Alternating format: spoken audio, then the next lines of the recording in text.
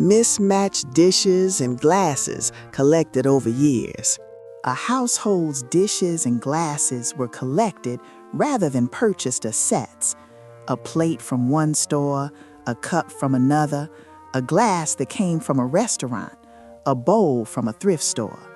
Over time, a complete set of mismatched dishes accumulated. Matching dishes sets from stores were expensive and required a significant one-time purchase. Collecting mismatched pieces allowed families to gradually acquire dinnerware without a large upfront cost. The mismatched collection revealed a household that was patient and resourceful, building what they needed piece by piece. Mismatched dishes served the same function as matching sets. You could eat from a plate that didn't match your cup and still have a complete meal. The variety actually made the dishes more interesting. The collection could be added to gradually, as money allowed, or as people found good pieces. The mismatched dishes represented the acceptance of non-uniformity in service of function. Beauty came from the eclectic collection rather than from coordinated design. The dishes told the story of the household, where different pieces had come from, how the collection had grown over time.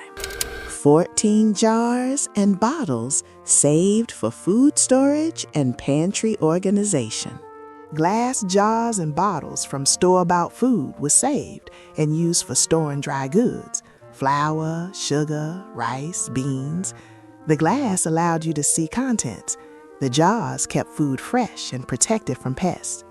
Proper food storage containers were expensive or non-existent in the household. Jars from food purchases were abundant and free. The use of jars revealed a family that managed food carefully, protected what they had, and used available materials efficiently. Jars with lids kept food fresh longer. The transparency meant you could see when supplies were running low. Labeling jars created an organized pantry. The jars could be washed and reused indefinitely.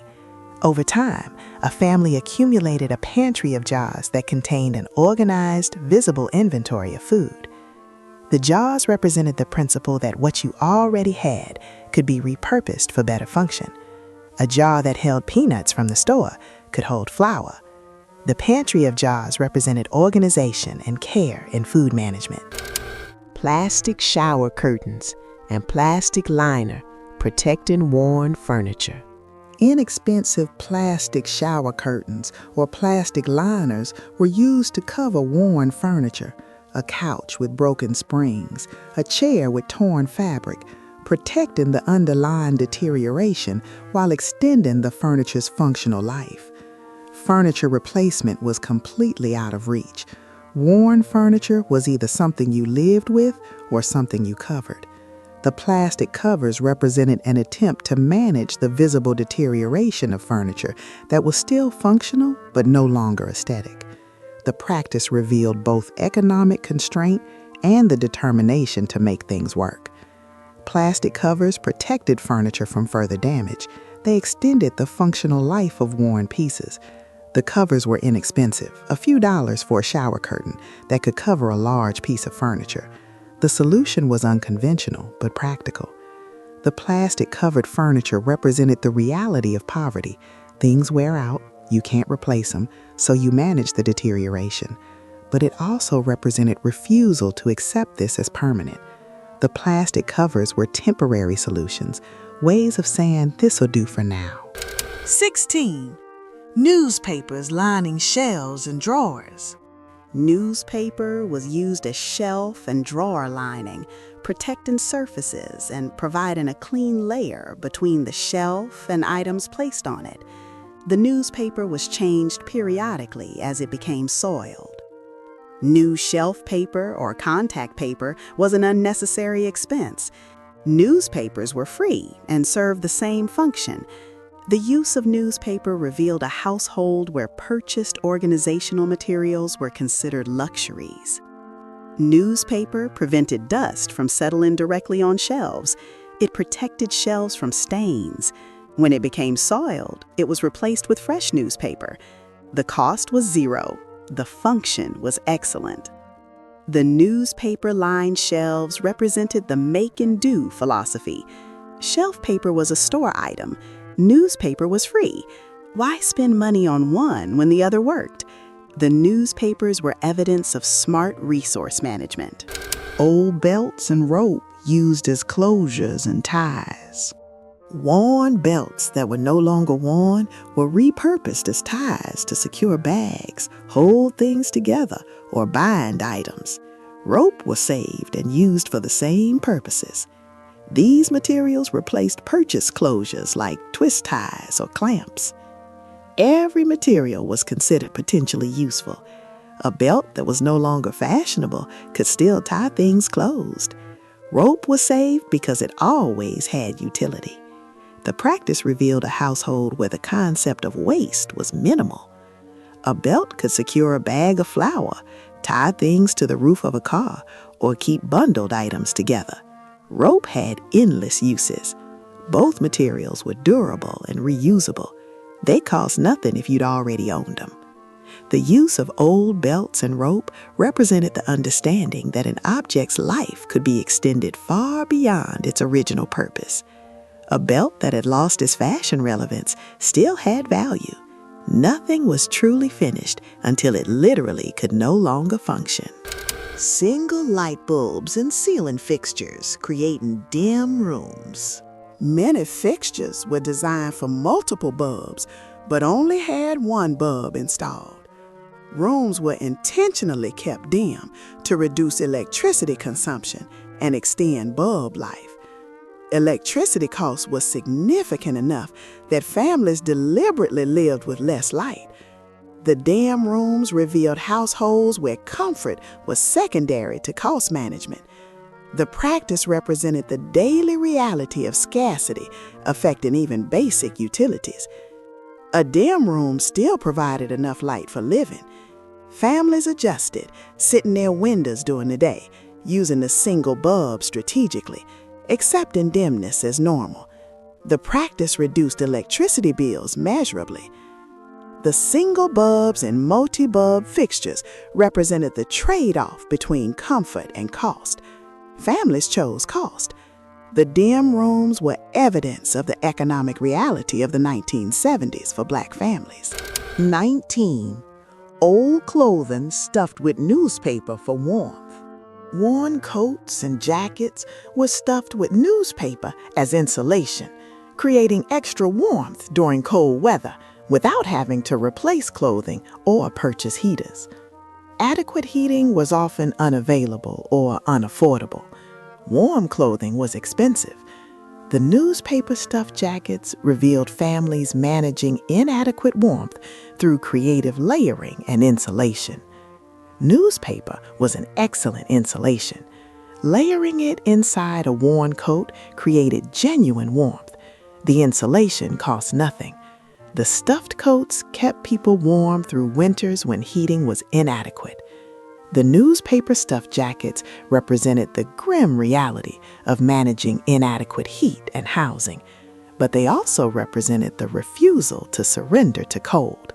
Families found ways to stay warm using available materials. 20. Canning jars repurposed as drinking glasses and food storage. Canning jars, quart jars, pint jars, half-pint jars, used for food preservation, were also used as regular drinking glasses and food storage containers in daily life. The distinction between special purpose containers and regular use containers was blurred. A jar was a jar. If it held canning supplies, it could hold water, milk, or food.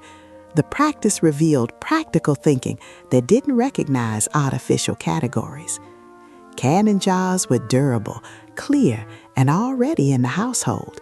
Using them as regular glasses meant having free glassware. They worked perfectly for storage, for drinking, for organizing. The canning jars used as everyday items represented the understanding that an object's form was less important than its function. A canning jar was a glass was a container. The distinction was irrelevant. 21. Worn linoleum covered with rugs and furniture strategically placed. Worn, cracked linoleum flooring from years of use and poor maintenance was covered strategically with rugs and furniture placement that hid the worst damage while still allowing some areas to be exposed. Flooring replacement or maintenance was beyond reach. Many Black families in the 1970s lived in rental units where landlords didn't maintain properties. The covered linoleum revealed families managing housing conditions they couldn't change. Rugs and strategically placed furniture hid the worst damage while maintaining functionality. The approach required no money. You used what you had. The practice extended the functional life of inadequate flooring. The worn linoleum covered with rugs represented both the reality of poor housing and the determination not to accept it as permanent. Families made their spaces livable with creative arrangement and the materials they had available. 22. Empty food containers kept for storage, never discarded. Every container that food came in, cereal boxes, milk cartons, ice cream buckets, pasta sauce jars, was kept. Containers were never discarded immediately after use. They were washed, dried, and stored for repurposing. There was an expectation that every container could be useful. The practice revealed a household where waste was considered a failure of imagination.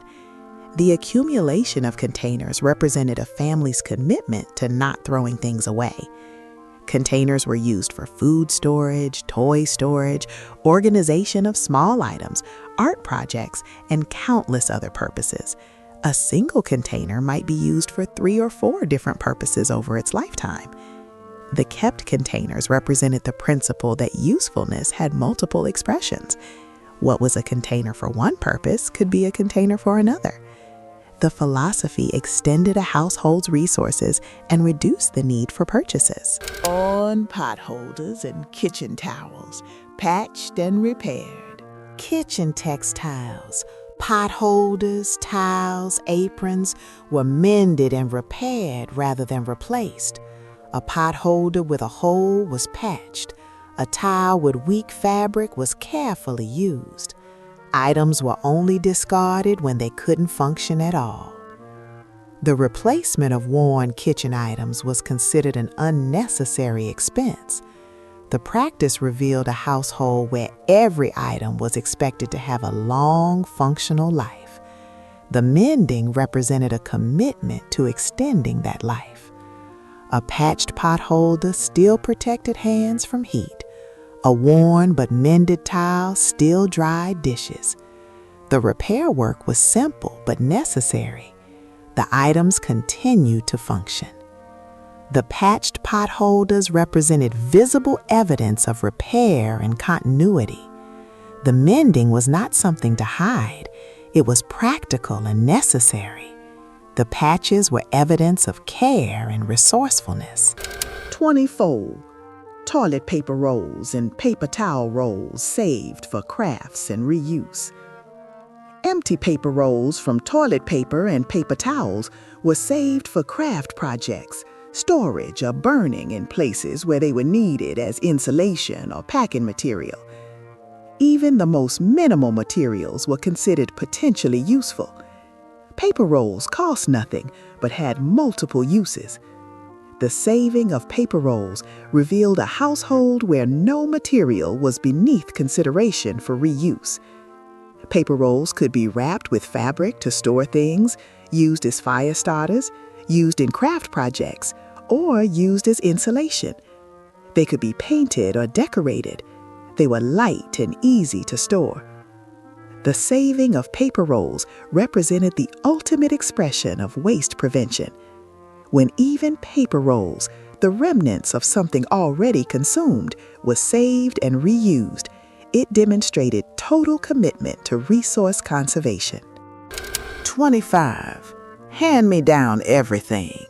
Clothes, toys, furniture, household items. Everything that could be handed down was clothes from older siblings to younger ones, furniture from relatives, toys that had outgrown, household items that were no longer needed in one home but useful in another. The practice created networks of informal exchange and sharing. Purchasing new items was not the norm. Inheriting and exchanging was. The practice revealed not just economic necessity, but also a philosophy of community and family interdependence. Hand-me-downs meant that extended family networks were active and engaged. Hand-me-downs extended the life of items and reduced the cost of raising children. A pair of shoes worn by one child could be worn by 3 more. A piece of furniture could move through multiple households. The practice was efficient and practical. Hand-me-downs represented the understanding that items had value beyond their first use. They also represented family connection. Your older cousin's clothes now fit you. They represented the community principle that resources were shared and circulated. Nothing was hoarded. Everything was passed along. These 25 household items tell the story of a generation. They're not poignant because they represent poverty, though they do. They're poignant because they represent something else: the refusal to accept deprivation as permanent, the creativity that transforms scarcity into sufficiency, the love that makes do with what's available and makes it work. A Black family in the 1970s, surrounded by these items, wasn't thinking about resilience or resourcefulness. They were thinking about survival.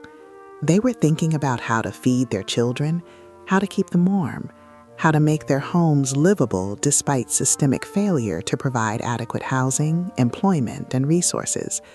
They were thinking practically about the next day, the next week, the next season. But looking back at these objects now, we see something more than survival. We see ingenuity. We see determination. We see the refusal to accept limitation as defeat. We see creativity that found multiple uses for every item. We see families that understood that objects had value not because they were new or perfect, but because they functioned, because they served purpose, because they enabled life to continue. The items tell us that Black families in the 1970s were not victims, though they were victimized by systemic racism and economic exclusion. They were agents. They were making choices within severe constraints. They were solving problems. They were creating lives for themselves and their children despite the obstacles placed in their way. These household items are the evidence of their resourcefulness, their resilience, their refusal to be defeated by poverty. They're the material culture of survival and dignity maintained in the face of systemic failure. They deserve to be remembered not as symbols of deprivation, but as symbols of human creativity and the determination to persist.